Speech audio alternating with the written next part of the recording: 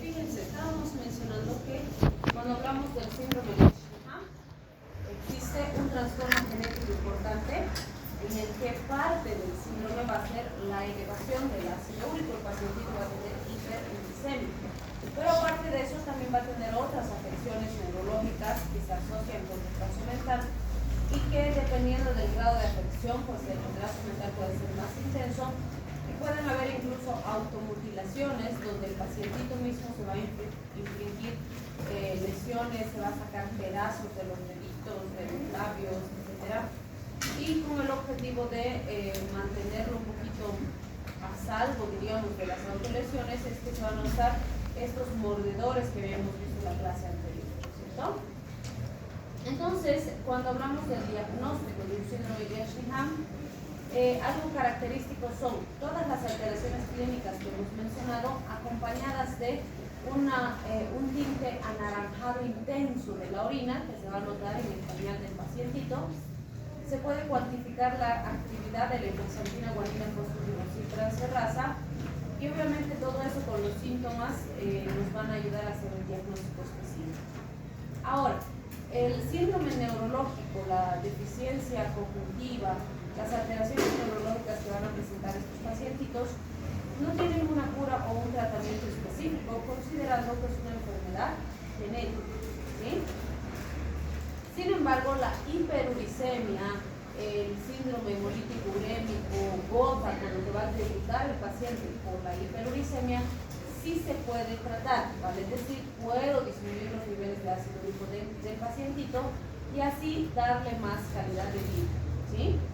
Entonces, fíjense, ahí voy a tener el alopurinol como una de las alternativas terapéuticas, que lo que va a hacer es ayudarme a disminuir las concentraciones de ácido úrico en el paciente para disminuir los síntomas asociados a los cristales de urato que se acumulan.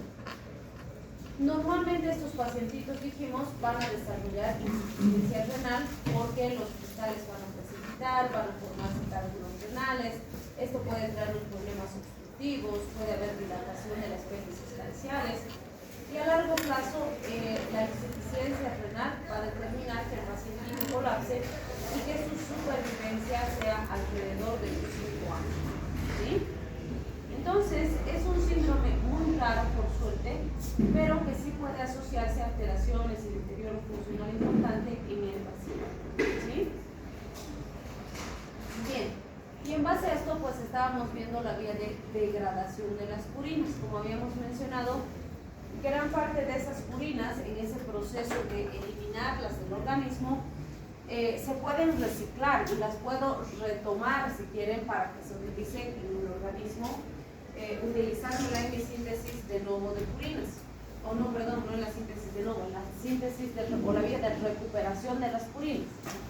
Pero si no se recuperan, si no se las usa, si no se las recicla, se van a eliminar. Y si se eliminan, van a salir como ácido úrico a través de la orina del paciente, ¿sí?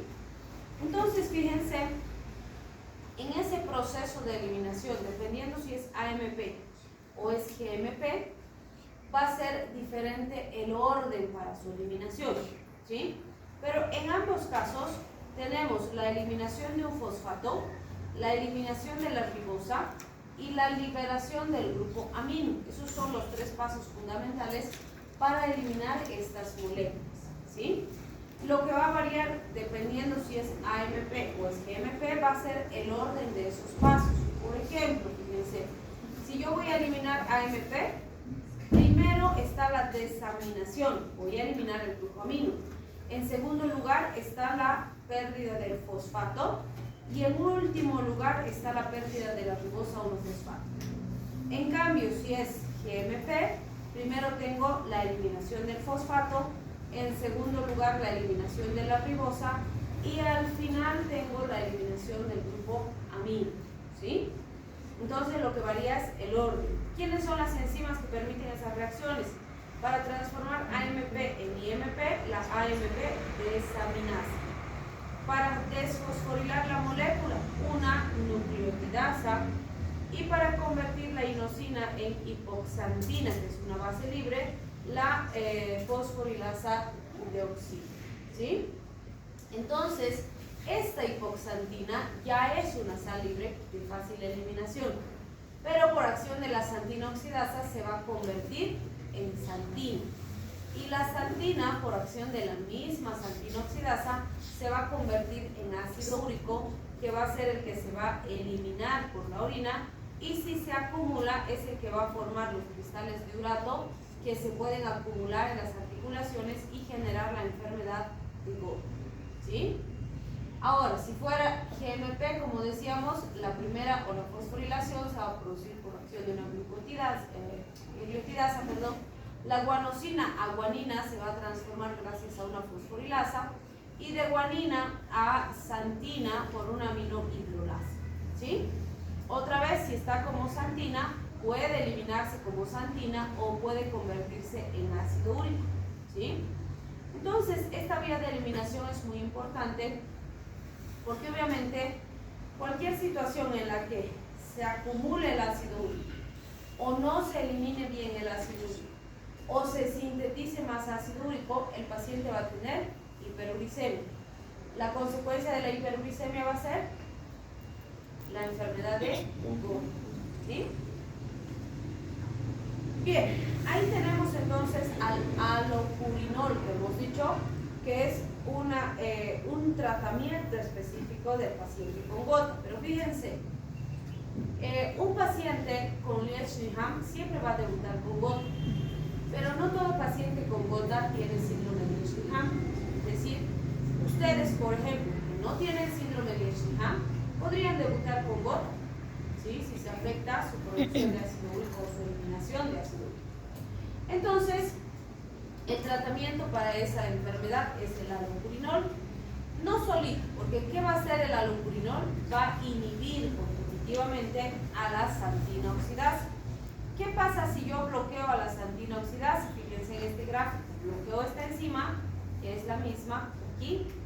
¿Qué va a pasar? La hipoxantina no se va a poder transformar en santina y la santina no va a poder sintetizar ácido úrico. Por lo tanto, si bloqueo la enzima, no se forma ácido úrico y eso ayuda a que bajen los niveles en el organismo del paciente, ¿sí? Por eso es el tratamiento específico de gota. Pero les pregunto, ¿el paciente con gota, por qué molestias tendrá?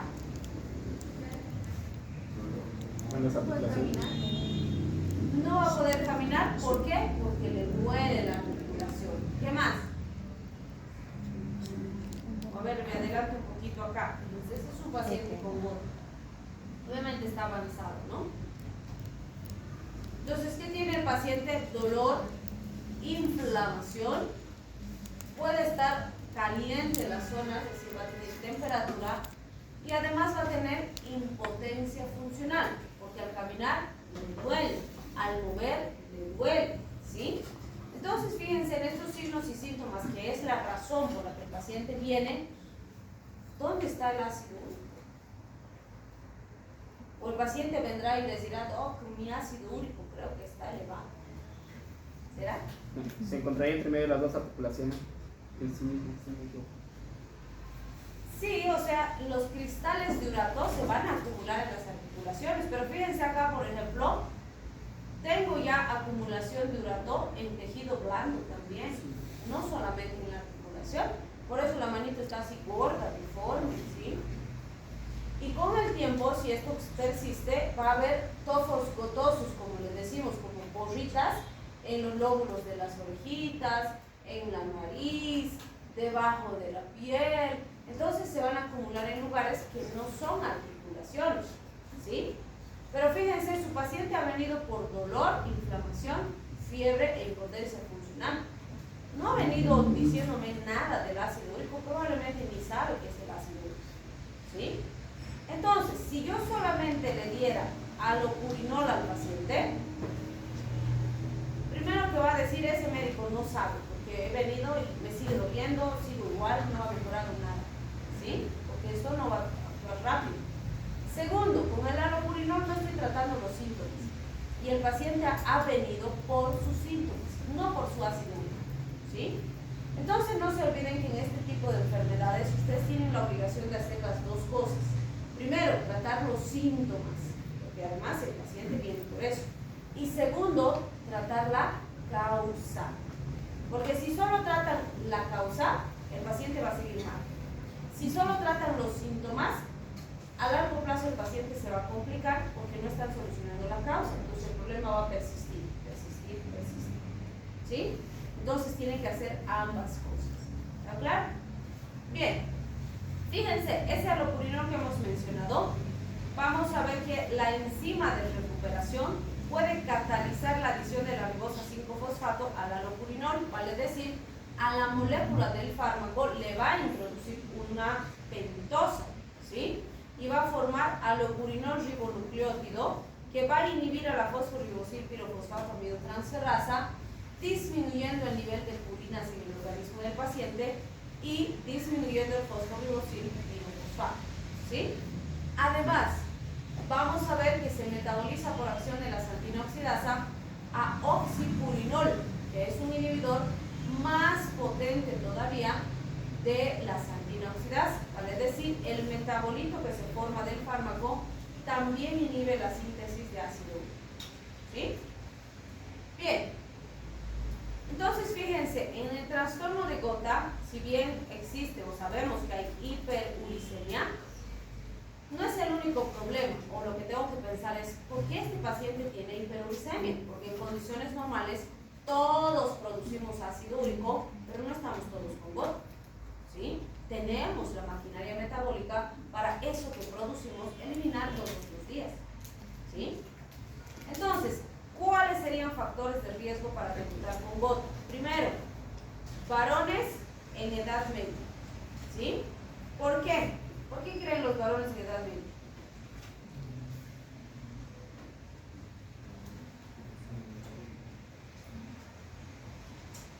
Están en etapa de crecimiento, ¿sí? Eso va a determinar destrucción celular y formación de nuevas células.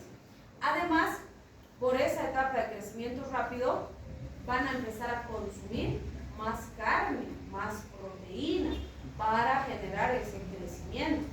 Y eso va a implicar una sobrecarga de las vías metabólicas que hemos mencionado. Se van a sintetizar más cantidad de ácido úrico porque se está sobrecargando la vía metabólica, ¿sí? Las mujeres posmenopáusicas también son un grupo de riesgo importante. En general se estima que la relación varón-mujer de gota es de 8-1, vale decir, por cada 8 varones que tienen gota, una mujer nada más tiene gota, ¿sí? Pero cuando hablamos de las mujeres posmenopáusicas, resulta que en ese grupo específicamente aumenta la incidencia por el desbalance hormonal que genera la menopausia, ¿sí? Bien, también es importante considerar la herencia. Existe un factor genético bien marcado en gota, pero ¿será que si sus papás tienen gota, ustedes van a tener gota? ¿Sí? ¿Así, segurísimo? ¿Es solo porque tu papá tenga, tú vas a tener? No, tienes mucho más riesgo que la población general, pero no es absoluto. No es que si tus papás han tenido, tú también vas a tener. Claro, si tienes la carga genética, o sea, tus papás han tenido gota, y encima eres sedentario, tomas mucha cerveza, comes mucha carne roja, o sea, tú aumentas los factores de riesgo, seguro que vas a debutar con gota, ¿sí? Entonces es un factor predisponente bastante importante, pero no es un factor determinante, ¿sí? Es el conjunto de todos los elementos lo que puede determinar que finalmente debutes con la enfermedad. Bien, fíjense, otras patologías, me dice, como leucemias o el uso de fármacos para el cáncer, también se asocian con más incidencia de gota. ¿Por qué creen?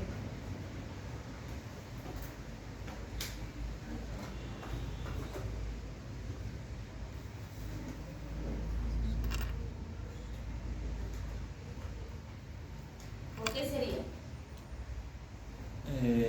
Causa daño renal y impide que se expulse el ácido úrico. ¿Qué causa daño renal? ¿La leucemia? Consumo de alcohol, intoxicación por plomo. ¿El consumo de alcohol causa daño renal?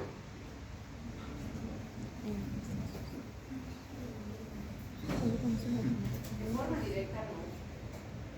¿Sí? Doctora, puede ser que una persona que la que tiene leucemia se le da hierro. Eso puede ser que ¿Sea qué? a la persona que tiene leucemia, ¿no? Se le da hierro, puede que se le dé igual. ¿Se le da hierro? No, sí. ¿Y el hierro produciría esta alteración? Porque más o menos estaba viendo como que la carne también lo produce. Y la carne igual se da hierro. Más o menos estaba haciendo. No está relacionado con el suplemento de hierro como tal. Si le das hierro es porque le falta, y si le falta lo va a usar. ¿Sí?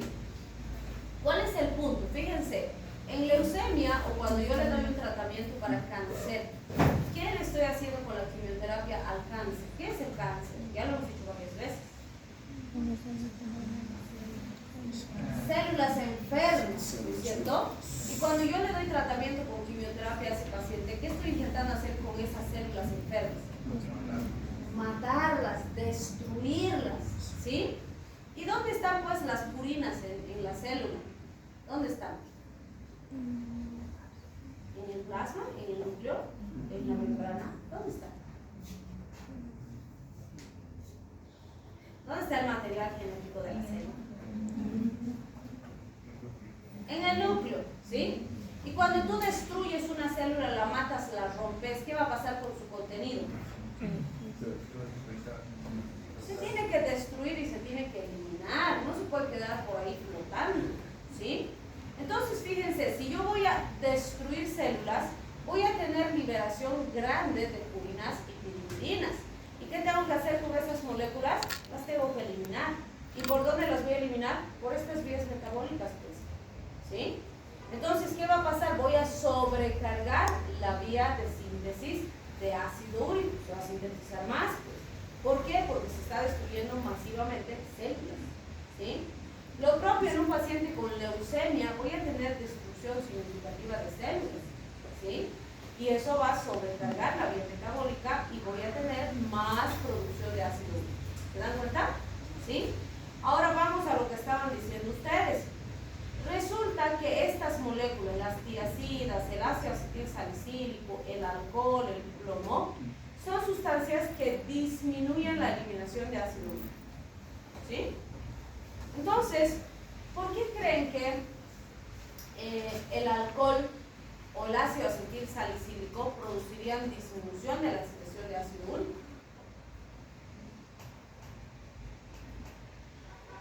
Bueno, les digo, recuerden fisiología. En fisiología, ¿qué han aprendido? ¿Por dónde eliminamos sustancias ácidas de nuestro organismo?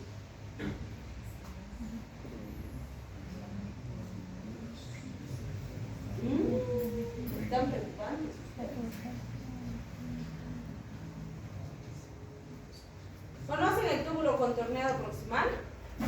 ¿Conocen la nefrona? Sí. Ah, por lo menos eso conocen. Entonces, este sistema de túbulos que conforman nuestra unidad estructural y funcional del pulmón, ¿sí?, tiene segmentos específicos por donde se elimina toda sustancia ácida y toda sustancia alcalina. Tenemos un sistema de eliminación de ácidos y un sistema de eliminación de bases, ¿sí? Entonces, fíjense, el ácido úrico, ¿por qué creen que se llama ácido úrico? Porque es ácido, pues, ¿sí? El ácido acetilsalicílico, más conocido como aspirina, ¿cómo creen que es? Ácido, por eso se llama ácido acetilsalicílico, ¿sí? Cuando el paciente consume alcohol, ¿qué se va a formar a nivel metabólico? Lactato, también conocido como ácido láctico. ¿Y será ácido? Sí, por eso se llama ácido láctico, ¿sí? Entonces, fíjense, si mi paciente ya tiene por ese sitio que eliminar en condiciones normales ácido úrico que produce todos los días, y encima yo le doy al paciente aspirina, y esa aspirina también se tiene que eliminar por esa vía, y encima mi paciente se va a beber alcohol, y entonces ese alcohol también se tiene que eliminar por esa misma vía, ¿qué va a pasar? Van a competir, ¿sí? Es como si yo agarrara acá y le digo, a ver, vos, ven. Pase usted. ¿Pasa o no pasa? Facilito, ¿no? Ahora sí. 1, 2, 3, 4. Vengan los 4, váyanse acá. Vamos, 1, 2, 3, 4. Rápido. Sí, venga. Pobre boca, despierte. Tú también estás whatsappeando. No te salgas, mucho. Ya, se van a agarrar como compadres, así. Así, ¿sí? Prohibido soltarse. Si se sueltan, les voy a bajar 20 puntos en su segundo parcial. ¿Vos también? Párense aquí, mirando hacia allá, los 4. Ahora, sin soltarse, y ninguno tiene que ir más adelante o más atrás, tienen que estar en una línea recta. Los 4 salgan por la puerta. Dale, salgan. Mira, se está adelantando, pero vamos a bajar otra vez.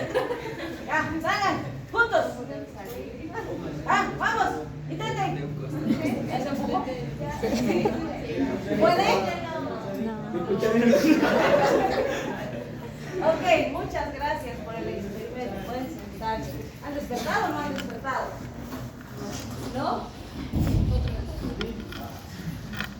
¿Por qué no han podido salir por la puerta?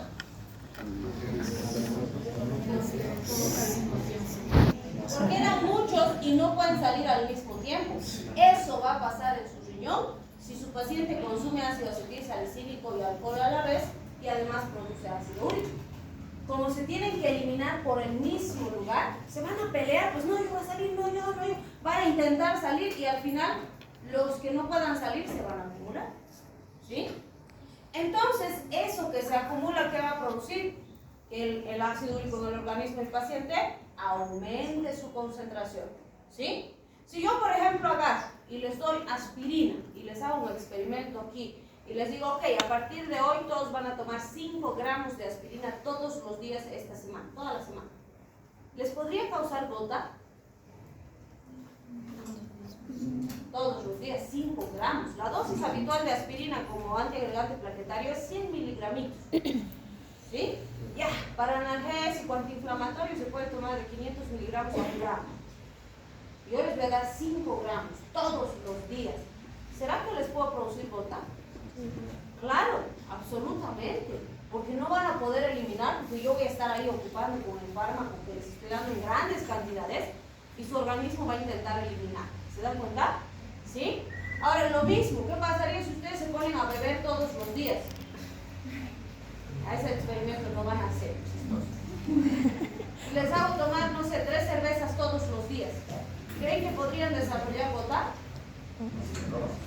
¿Cirrosis también? Sí, también cirrosis. ¿Se dan cuenta? Entonces van a competir por el sitio de eliminación y si no se elimina, se acumula. ¿Sí? Y por eso es que van a ver que en el paciente con gota no es importante solo darle fármaco. Tengo que considerar su alimentación, sus hábitos, como si bebe, si fuma, etcétera, etcétera. ¿Sí? Porque si no, el fármaco solito va a fracasar. ¿Sí? Ahora, fíjense, las tiazidas también van a evitar la absorción, la eliminación del ácido úrico. ¿Han escuchado hablar de las tiazidas? ¿No? ¿La hidroclorotiazida? ¿No han escuchado? ¿Qué tipo de fármaco será? Se usa en pacientes con hipertensión o con cardiopatías. Es un diurético. ¿Sí? La hidroclorotiazida actúa en el túbulo contorneado distal, en el cotransportador sodio-cloro. ¿Sí? Entonces lo que hace es aumentar la eliminación de líquido del organismo, por eso es un diurético, pero afecta pues la absorción de otras sustancias que deberían eliminarse por la orina, y entre ellas el ácido úrico. No se puede eliminar y se acumula. ¿Sí? El plomo, ¿dónde habrá plomo?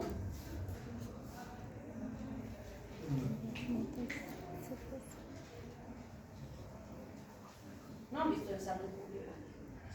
Porque es un metal peligroso, ¿no? ¿Será tóxico para nosotros? Sí. Absolutamente. ¿Y antes en qué había plomo?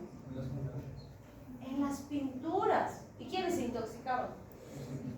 Los que pintaban. Sí, los pintores todavía se intoxican.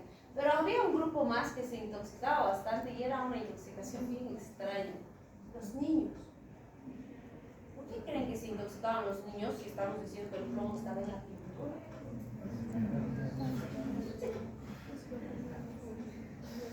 Hay cierta edad en que los chiquis andan ahí. Sí, pican, ¿no? Comen. Las paredcitas, los barritos, las tierritas se empiezan a comer, se meten a la boca. La pintura de Slav. También comen, todos comen esos chiquis. Entonces, sí había intoxicaciones en pacientes pediátricos porque comían pintura de las paredes, pues, ¿sí? Por ejemplo, ahora las tarjetitas de celular recomiendan, ¿no? Que no raspes el protectorcito con la uña. Y la mayoría es, ¿no? Tiene plomo. Otros metales pesados peligrosos también. Por eso dicen que no debemos manipular, porque cuando haces con tu uña, ahí queda, ¿no? Vestigios por ahí que se han metido al bordecito. ¿Y cómo sacas? No. Espero que no. Pero no deben raspar así. Y si raspan, y les decimos, no, usted pues una monedita, no tengo tiempo, ya, con la uña, ¿no? Entonces sí hay plomo. También había plomo en maquillaje, ¿sí? En labiales, en lápices de sombras y demás, ¿sí? Entonces, en teoría, ahora está prohibido y se les ha dado la indicación a los productores de cosméticos, de pinturas y demás, que no le pongan plomo, ¿sí? Pero el problema es si cumplen o no cumplen. Porque sabemos que aquí todo el mundo hace lo que le da la gana, ¿no? La norma está ahí, pero nadie la cumple. Entonces sí hay que tener cuidado con esas situaciones. Y eso también puede afectar el ácido úrico. ¿Sí? ¿Está claro? Muy bien, entonces fíjense, ahí tenemos un paciente con gota. Como hemos dicho, por varias situaciones, el paciente puede debutar con gota, sin tener síndrome de Lesch-Nyhan, solo gota. ¿Sí? Entonces, ¿qué vamos a encontrar? En laboratorio, por supuesto, podemos cuantificar la hiperuricemia del paciente. ¿Se pueden producir artritis gotosas? Sí. ¿Qué pasa en un paciente con artritis en sus articulaciones? Dolor, inflamación, fiebre, edema, impotencia funcional, ¿no es cierto? Dolor, calor, rubor. Toda esa tetra que conocen ustedes. ¿Y por qué? La pregunta más importante es ¿por qué? Por la acumulación de cristal en la ciudad. Pero ¿y solo la presencia del cristal produce eso?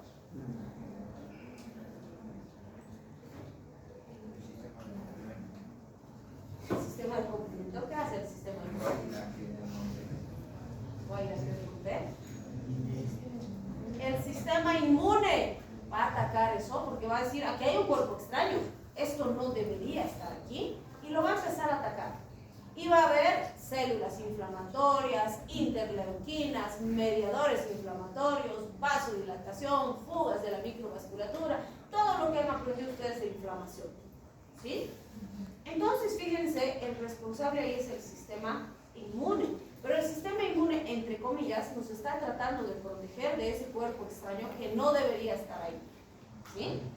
Y por esa razón es que nosotros necesitamos atacar ambas cosas.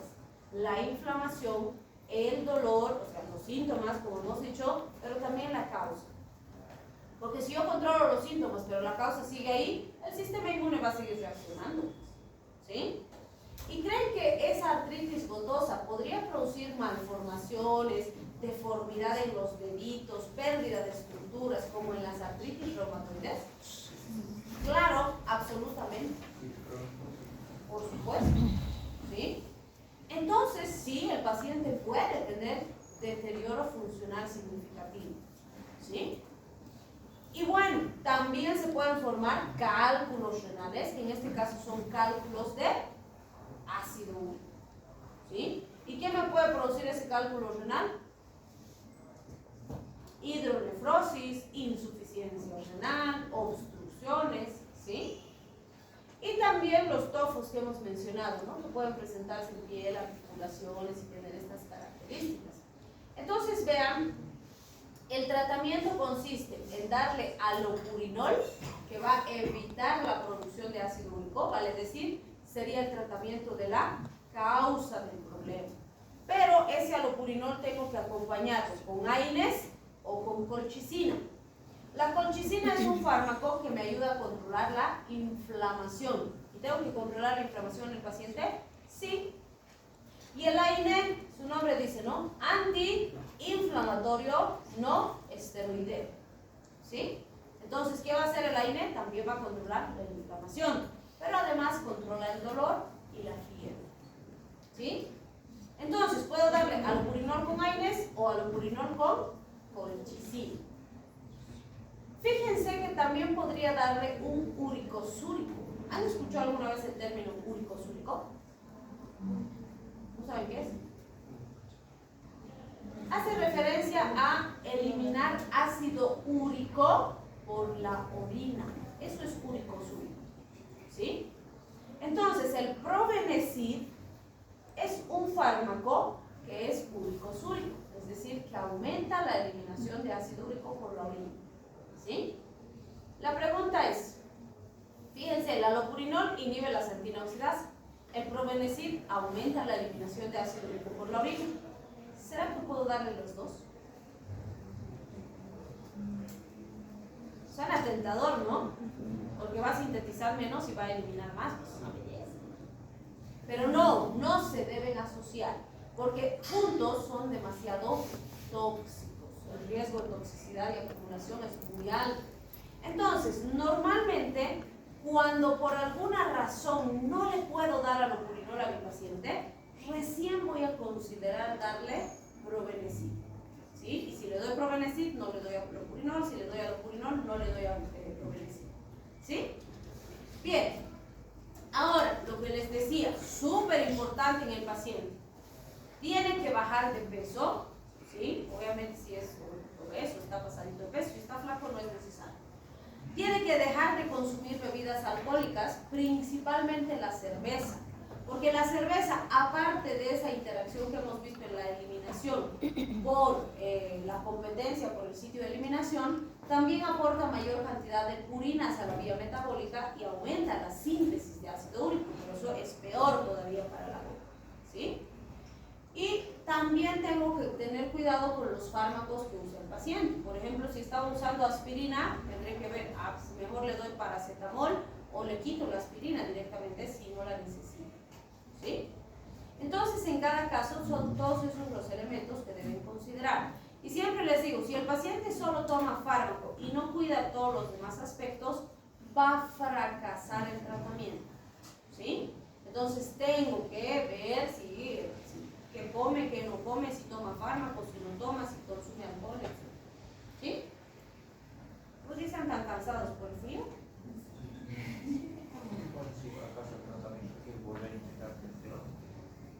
No desde cero, sino que hay que ver qué modificaciones hacer, y si aumentar las dosis, bajar las dosis, dependiendo de cómo va.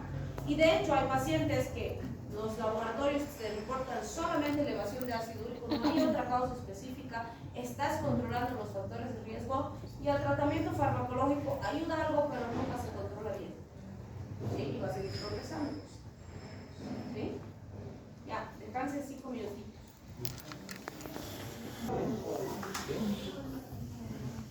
Entonces, cuando hablamos de las pirimidinas, fíjense, tenemos timina, citosina, uracilo. Vamos a ver que estas están asociadas también a una azúcar pentosa, con la diferencia, fíjense que ya tenemos dos diferencias con las purinas. Primero, que la base nitrogenada, en el caso de las pirimidinas, tiene un solo anillo. ¿Sí? Entonces ahí está citosina, timina, uracilo, un solo anillo que es una exosa. ¿Sí? En cambio, con las purinas teníamos una pentosa y una exosa asociadas. ¿Sí? Segundo, tienen unido un azúcar, pero el azúcar, fíjense, el punto de diferencia es este. En las purinas dijimos que se unían a nivel del nitrógeno 9, aquí se unen en el nitrógeno 1, esa es otra diferencia. Y el resto es bastante similar. Cuando está la base nitrogenada y la pentosa, decimos es un nucleósido. Y cuando se fosforila, decimos que va a ser un nucleótido. ¿Sí? Y si es un fosfato, va a ser un mononucleótido. Si son 2, un dinucleótido. Si son 3, un trinucleótido. ¿Sí?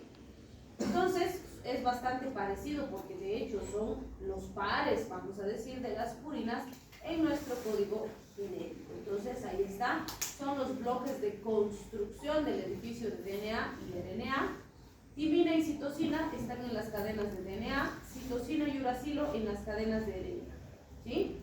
No va a haber uracilo en las cadenas de DNA, tampoco va a haber timina en las cadenas de RNA. Se tienen que interconvertir, se tiene que cambiar la estructura, vamos a decir. Bien, también es importante considerar que cuando hablamos de la síntesis de pirimidinas, igual que con las purinas, vamos a tener por un lado una síntesis de nuevo, vale decir, una síntesis donde formamos desde la estructura de los anillos y por lo tanto son vías un poco más largas y más costosas. Y también vamos a tener vías de recuperación o de reciclaje, por decirlo así. Entonces, fíjense, cuando hablamos de la biosíntesis de las pirimidinas, tenemos 3 estadios. Primero, la construcción del anillo de pirimidina para formar UMP, que sería uridina monofosfato. Segundo, la conversión de esa uridina monofosfato en UTP, que sería uridina trifosfato. Y también en CTP, que sería la citidina trifosfato. Estos son los ribonucleótidos encontrados en las cadenas de RNA. Y para que esas se conviertan a su forma desoxi, las vamos a transformar, les vamos a quitar un oxidrilo. Por eso es que RNA, ¿qué significa?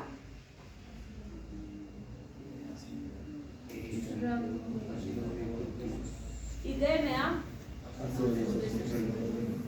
Muy bien. Entonces vamos a ver por qué existe esa diferencia, porque fíjense, este ribonucleótido lo vamos a convertir a su forma de desoxirribonucleótido. Eso básicamente vamos a hacer. Y este desoxicitidina trifosfato y desoxipimidina trifosfato van a ser las bases estructurales de nuestras cadenas de DNA. ¿Sí? Además, fíjense aquí, tengo citidina trifosfato, de ahí voy a formar desoxicitidina trifosfato. Pero aquí tenía uridina trifosfato y no hay desoxiuridina, no existe. ¿Qué existe? Desoxitimidina trifosfato. Entonces ahí está lo que decíamos, ¿no? La uridina se tiene que convertir para formar timidina, ¿sí? No puede formarse uridina o a partir de uridina la forma desoxi como uridina, ¿sí? Todo este proceso se va a llevar a cabo en el citosol celular. Entonces, ¿qué tenemos? La construcción del anillo pirimidina.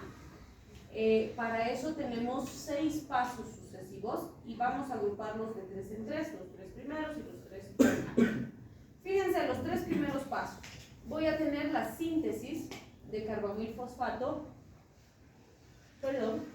Para esa síntesis voy a utilizar esta enzima, la carbamilfosfato sintetasa del tipo 2, que es diferente de la carbamilfosfato sintasa del tipo 1 que han visto en el ciclo de la urea, ¿sí? O que la van a ver si están en práctica. Entonces, esta enzima además es muy importante porque es la limitante de la velocidad de esta vía metabólica, ¿sí? El segundo paso va a ser la adición del aspartato. La enzima que va a permitir esa adición es la aspartato transcarbamilasa. Y el tercer paso va a ser el cierre del anillo por acción de la dihidrourotasa. Entonces, fíjense, acá estos 3 primeros pasos se producen con las enzimas ligadas para que no existan reacciones secundarias y se pueda optimizar el gasto energético, ¿sí? Y ahorita vamos a ver cómo se producen esas reacciones viendo su vía metabólica. Los otros 3 pasos, fíjense, son la oxidación del dihidroorotato a orotato usando un NAD que me va a ayudar para recibir los hidrogeniones, la conversión de la pirimidina libre en nucleótido para la adición de la ribosa 5-fosfato o por la adición de la ribosa 5-fosfato a partir del fosforibosil pirofosfato. Y la enzima va a ser la fosforibosil transferasa. Y el último paso sería la descarboxilación del monofosfato de ornitina a UMP, es decir, voy a convertir el UMP o la ornidina monofosfato en uridina monofosfato. Y la enzima que permite este paso final es la orotidilato descarboxilasa. Entonces ahí vamos a ver que las enzimas también se ligan de forma muy estrecha, vamos a decir, con el objetivo de que se optimice el gasto energético y que no se produzcan gastos innecesarios. Entonces fíjense, a pesar de que estructuramos el anillo desde cero, igual que en la síntesis de novodecurinas, no es una vía tan costosa como la síntesis de novodecurinas, pero la vía de recuperación siempre va a ser más accesible o más económica, ¿sí? Bien, entonces aquí en este gráfico vemos todo lo que acabamos de describir. Fíjense, voy a utilizar glutamina y CO2. Aquí está la enzima, la carbamoilfosfato sintasa de tipo 2, que me va a permitir formar carbamoilfosfato, ¿sí? Acá, fíjense, estoy introduciendo 2 moléculas de ATP para que se produzca la reacción. Ahora, con este carbamoilfosfato voy a introducir aspartato para que lo fusione con el carbamoilfosfato y voy a sintetizar carbamoilaspartato. La enzima es la aspartato transcarbamilasa. Ahora, este carbamoilaspartato lo voy a deshidratar. Fíjense, la enzima es la dihidroorotasa. Entonces, esta me va a permitir, al deshidratar la molécula, sintetizar dihidroorotato.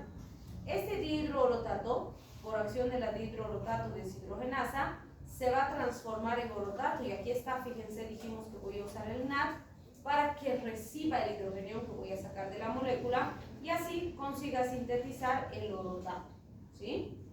A partir de este orotato, o sea, la estructura que me da el orotato, le voy a ensamblar la pentosa, el azúcar, ¿sí? ¿Quién me va a donar el azúcar? El fosforibosil pirofosfato. Entonces, aquí está la OPRT, que es la orotato fosforibosil transferasa, una enzima muy importante en esta reacción, que me va a permitir sintetizar OMP. ¿Qué sería OMP? Ornitina monofosfato. Y a partir de la ornitina monofosfato, fíjense, voy a producir una descarboxilación con la orotidilato descarboxilasa y voy a sintetizar finalmente UMP. ¿Qué es el UMP? La uridina monofosfato. Entonces, fíjense, toda esta primera fase tenía ese objetivo: sintetizar uridina monofosfato. Esa sería la primera parte de la vía metabólica. ¿Qué va a pasar después? Este UMP lo vamos a fosforilar a UDP y a UTP. Vale decir, fíjense, de uridina monofosfato la voy a transformar a uridina difosfato y después a uridina trifosfato. Básicamente, ¿qué estoy haciendo? Solo estoy fosforilando la molécula, ¿sí?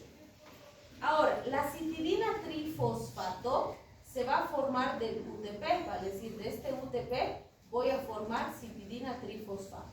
Para eso voy a producir una aminación, es decir, la adición de un grupo amino de la glutamina a la posición 4 del anillo pirimidina y así voy a obtener CTP. Entonces, UTP y CTP van a ser los que me permitan formar mis cadenas de RNA, ¿sí? Entonces, estos son mis ribonucleótidos, ¿sí? Y eso es lo que me muestra acá. Fíjense, aquí está el UMP, lo fosforilo por acción de una sinasa, ahí está, UMP sinasa, los fosforilo y lo convierto en UDP. Ya está, nada más. Aquí uso otra sinasa, es la nucleócido difosfato sinasa. ¿Qué hago? Otro ATP voy a usar y lo convierto en UTP. Ya está. Entonces solo he producido 2 fosforilaciones y ya tengo uridina trifosfato. Ahora, para que esta uridina trifosfato se convierta en citidina trifosfato, hemos dicho que vamos a utilizar la glutamina, ¿no? Entonces aquí está la glutamina, ahí está la CTP sintetasa, entonces UTP más glutamina van a formar citidina trifosfato y glutamato con un producto intermedio. Y aquí fíjense, estoy usando otra molécula de ATP. Ahora sí, esta uridina trifosfato y citidina trifosfato son las bases para estructurar mis ácidos ribonucleicos. ¿Sí? ¿Qué va a pasar en la siguiente fase de la vía? Voy a formar la forma desoxi. Y fíjense, el nombre me dice, voy a formar la forma de los desoxirribonucleótidos. ¿Sí? Esos ribonucleótidos los voy a convertir en desoxirribonucleótidos. Básicamente en esta reacción química lo que voy a hacer es quitar sus grupos oxidrilos. A eso se refiere cuando dice desoxi, porque le voy a sacar el oxidrilo. ¿Sí? Entonces, fíjense, primero voy a tener la formación del desoxicitidina trifosfato.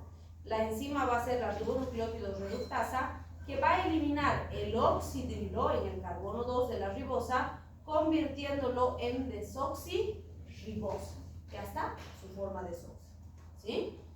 Y el segundo paso va a ser que la desoxitimidina trifosfato, que es el otro que necesito sintetizar, se va a producir por metilación de desoxiuridina monofosfato, desfosforilación y desaminación de desoxicitidina difosfato a desoxiuridina monofosfato, que es el precursor de desoxitimidina monofosfato.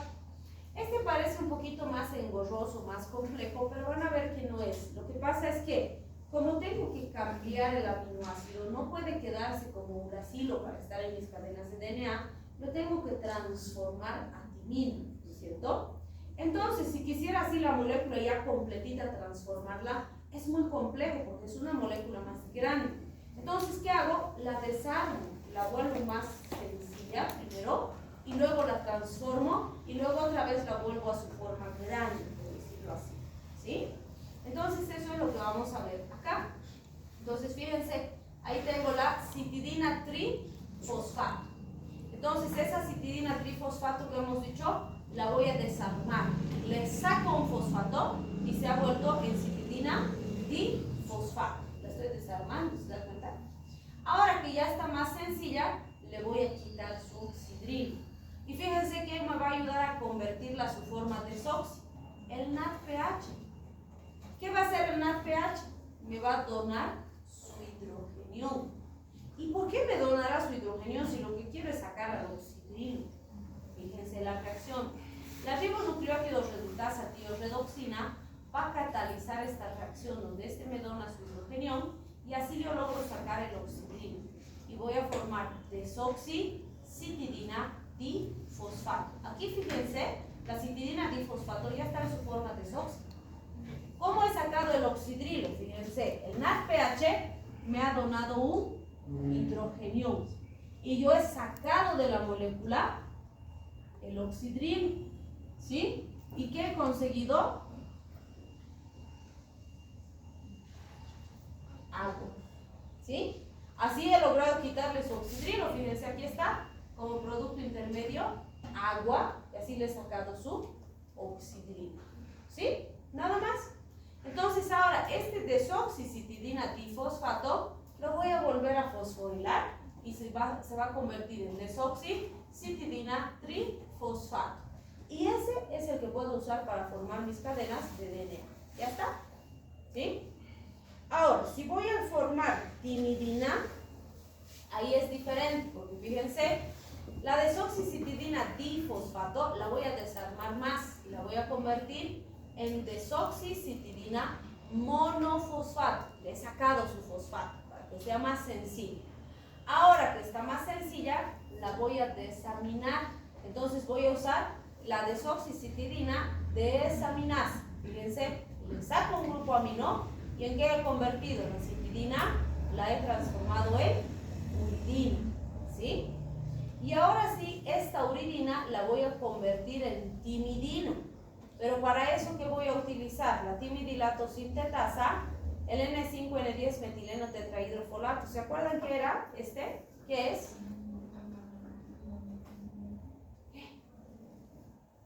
¿Qué es? El N5 5N10 metileno tetrahidrofolato, ¿qué es?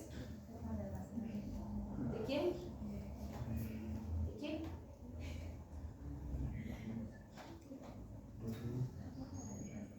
¿Por qué les da vergüenza? Qué bárbaro. Les voy a hacer salir a todos aquí afuera a hacer algo para que pierdan la vergüenza. No. Es la forma de almacenamiento del folato, ¿se acuerdan? Entonces, vean, ahí la B9 me está sirviendo para producir la reacción y me va a permitir transformar esta uridina en timidina, ¿sí? Y de paso va a cambiar a su forma de dihidrofolato para convertirse en tetrahidrofolato, que es la forma activa del folato, ¿sí? Muy bien, entonces ahora que ya tengo desoxitimidina monofosfato, ¿qué me resta? Fosforilar la molécula. Entonces, una fosforilación y va a ser desoxitimidina difosfato. Otra fosforilación y va a ser desoxitimidina trifosfato. Y esa ya está lista, esa voy a usar en mi material de DNA. ¿Sí? Entonces, vean, he desarmado la molécula, la he transformado y la he alistado para mis cadenas de DNA. ¿Sí? Muy bien. ¿Quién regula esta vía metabólica? La carbamilfosfato sintasa de tipo 2, hemos dicho que es la enzima limitante de la velocidad de la vía. Entonces, ¿qué me interesa saber? ¿Quién regula la carbamilfosfato sintasa de tipo 2? Y como toda vía metabólica, lo que regula la vía o la enzima son sus productos. Entonces, si tengo UDP y UTP en cantidades altas, se inhibe la enzima, porque son productos de la vía, y ya tengo suficiente, ¿sí? En cambio, si tengo gran cantidad de ATP y de fosforilosilpirofosfatos, se activa la vía. ¿Por qué? Porque tengo un montón de insumo, entonces puedo utilizar para formar material genético, ¿sí? Bien, la vía de recuperación de estos elementos metabólicos es igual que con las purinas. Ya las estaba botando, ya las estaba sacando de mi organismo y las puedo recuperar y ahí ensamblar mis pirimidinas. Entonces es más rápido, más rentable para las células, ¿sí? Entonces fíjense, la rotura de nucleótidos va a liberar pirimidinas y esas pirimidinas las voy a recuperar. La uraciltimina fosforibosiltransferasa o la UTPRT es la enzima estrella de esta vía de recuperación, es la que me va a permitir recuperar a esas estructuras bases nitrogenadas para las pirimidinas. Les voy a ensamblar una ribosa 5-fosfato nueva y voy a volver a formar mis mononucleótidos, ¿sí? La fosforibosilpirofosfato cumple un papel fundamental porque ella me va a donar las pentosas para ensamblar las moléculas nuevas. Y la UTPRT no puede recuperar citosina, por lo tanto, si es citosina lo que se está eliminando, tengo que transformarla a uridina y la uridina recién se va a convertir a uracilo y recién lo voy a poder recuperar. Eso es lo que vemos aquí en esta vía metabólica. Ahí está, fíjense, la desoxitimidina monofosfato se desfosforila y se convierte en desoxitimidina. La desoxitimidina pierde su pentosa y se convierte simplemente en timina. Y la timina se puede eliminar, pero si no elimino voy a recuperar. ¿Quién va a recuperar? La UTPRT, es decir, la uraciltimina fosforibosiltransferasa. ¿Qué va a hacer? Le va a pedir al fosforibosilpirofosfato que le done el fosfato, el azúcar pentosa, se la va a ensamblar a la timina y otra vez ya tengo desoxitimidina monofosfato, ¿sí? Lo mismo acá, si fuera uridina monofosfato, se desfosforila y se convierte en uridina. La uridina pierde su ribosa 1-fosfato y se convierte en uracilo. Se puede eliminar ese uracilo, pero si no lo elimino, del fosforibosilpirofosfato le pongo su pentosa y convierto a UMP nuevamente, ¿sí? Aquí está la citidina monofosfato, hemos dicho que la enzima no sirve para la citidina, entonces ¿qué hacemos? Desfosforilamos a la citidina y la convertimos de citidina monofosfato en solo citidina. Y la citidina se desamina y se convierte en uridina, la uridina en uracilo y el uracilo ya puedo reciclar, ¿sí? Entonces, esa es la vía de recuperación de pirimidinas, que fíjense, es más rápido, más económico para la célula y por eso se usa mucho para recuperar estos elementos. ¿Sí? Bien, si hablamos de la degradación de estas pirimidinas, entonces, ¿qué decimos? Si no se las recupera, ya pues, se tienen que eliminar del organismo, las vamos a botar. Una de las opciones es que se excreten con su anillo intacto como ácido úrico. Entonces, también, purinas pirimidinas, las vamos a eliminar como ácido úrico de nuestro organismo. ¿Sí? Ahora, el anillo puede romperse a formas más solubles y transformarse. Por ejemplo, el uracilo y la citosina se pueden descomponer a beta-alanina y formar acetilcoenzima A. La timina se degrada a beta-amino isobutirato, que se va a convertir después en succinilcoenzima A, y los productos van a ser oxidados en el ciclo de Krebs. Entonces, fíjense, una opción es que haga esto. Voy a tener una reducción, una división del anillo, una descarboxilación y desaminación y una transaminación, y voy a obtener acetilcoenzima A, succinilcoenzima A, que van a entrar al ciclo de Krebs. ¿Sí?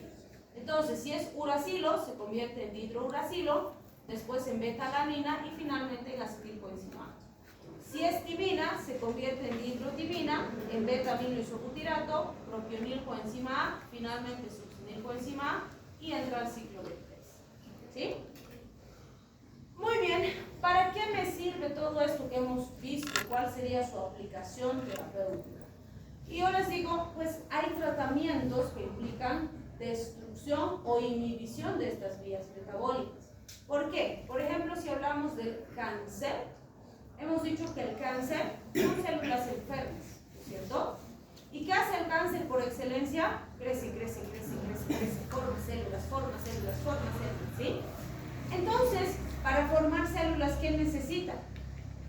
Purinas y pirimidinas, porque ahí va a formar su RNA y su DNA. Entonces, si yo evito que se sinteticen DNA y RNA, no se pueden formar nuevas células. Y así voy a frenar o eliminar al cáncer. ¿Sí? Entonces, fíjense, en esta tabla nos muestra y nos dice, puedo usar para tratamiento de cáncer antagonistas de glutamina, como la azacerina, diazoxonorleucina, ¿sí? ¿Qué hacen estos? Son análogos de la glutamina. Con esto van a inhibir competitivamente las enzimas que incorporan glutamina, y el resultado, ¿cuál es? Disminuyo la síntesis de pirimidinas, inhibiendo la carbonilfosfato sintasa tipo 2, disminuyo la síntesis de purinas, inhibiendo las reacciones 2 a 5 de esta vía metabólica. Conclusión, si no hay purinas pirimidinas, no hay nuevas células. ¿Sí? Lo mismo con los antagonistas del folato, como el metotrexato. Inhiben la dihidrofolato reductasa, esto disminuye el tetrahidrofolato disponible para transferir unidades monocarbonadas, y en conclusión, inhibo la metilación de desoxiuridina monofosfato a desoxitimidina monofosfato. ¿Qué voy a conseguir? Bajar la síntesis de desoxitimidina monofosfato y bajar la síntesis de purinas. Resultado, no se van a formar nuevas células. ¿Sí? El 5-fluorouracilo es análogo del desoxiuridina monofosfato, inhibe de forma irreversible la timidilato sintetasa. Vamos a ver también aquí que se inhibe la síntesis de desoxitimidina monofosfato sin efectos sobre la síntesis de purinas. Entonces, estos son algunos ejemplos de los tratamientos para el cáncer. Aquí vamos a ver que también puedo utilizar estos principios metabólicos para el tratamiento de otras enfermedades, como son las enfermedades virales, como el tratamiento, por ejemplo, del VIH o el tratamiento del herpes simple. ¿Sí? ¿Por qué? ¿Qué hace el VIH para replicar sus virus? O sea, transcriptarse celulosa. ¿Ya? ¿Y eso qué estarías haciendo cuando haces eso a nivel de la célula, del núcleo? O sea, replicación. Formando material genético. ¿Sí? ¿Qué hace el virus? Es un pedazo de material genético. ¿Qué va a hacer? Generar sus copias. Para generar esas copias, ¿qué necesita hacer? Sintetizar purinas y pirimidinas con nuestra célula. ¿Sí? Entonces, si yo interrumpo esa síntesis de purinas y pirimidinas, no van a formarse nuevos viriones. Y si no hay nuevos viriones, voy a mantener controlada la enfermedad. No la puedo curar, porque no puedo hacer que desaparezca su material genético, pero sí puedo evitar que forme más viriones. Y si no tiene más viriones, se queda quieta, pues. ¿Sí? Y eso hace, por ejemplo, la acidotimidina, que es uno de los principales fármacos usados en VIH, uno de los primeros. Actualmente ya tenemos más alternativas, pero ese ha sido uno de los primeros. Fíjense, puede fosforilarse a ACTTP, que se va a unir de forma potente a la transcriptasa inversa, y ahí va a evitar la replicación viral, ¿sí? Y así el paciente está estable. Lo mismo con el herpes simple, ¿no? El paciente que tiene herpes simple nunca se va a curar. ¿Qué hace el aciclovir cuando le damos al pacientito? Es un análogo de guanosina, va a introducir su estructura química en la cadena donde se está replicando el virus, y eso va a evitar la replicación del virus y lo va a mantener controlado y estático, ¿sí? Por eso es que decimos que el momento más apropiado para darle aciclovir a un paciente con herpes virus es antes de que aparezcan las vesículas, ¿sí? Y antes de que aparezcan las vesículas, el paciente suele sentir molestia, picazón, dolor, sensación urente en la zona donde va a aparecer. Esos síntomas que nos dicen que se está replicando el virus. Y si ahí voy y ¡pum!, corto su replicación, incluso puede ser que no aparezcan las vesículas, ¿sí? Se controlen más rápido. Si aparecen, va a ser más chiquitito, va a desaparecer en menos tiempo. Pero si ya cuando el paciente ya tiene ahí sus vesículas, su lesión, su heridita, etc., recién le doy el aciclovir, voy a evitar nuevos virus que se repliquen, pero todos los que ya están produciendo los síntomas tienen que seguir nomás su evolución natural, y nada más los voy a desaparecer y los voy a eliminar. Y por eso es que va a tardar más en estabilizarse el paciente, ¿sí? Entonces, muy importante que nosotros sepamos eso para poder orientar a los pacientes. Bien, no les voy a llamar lista, por eso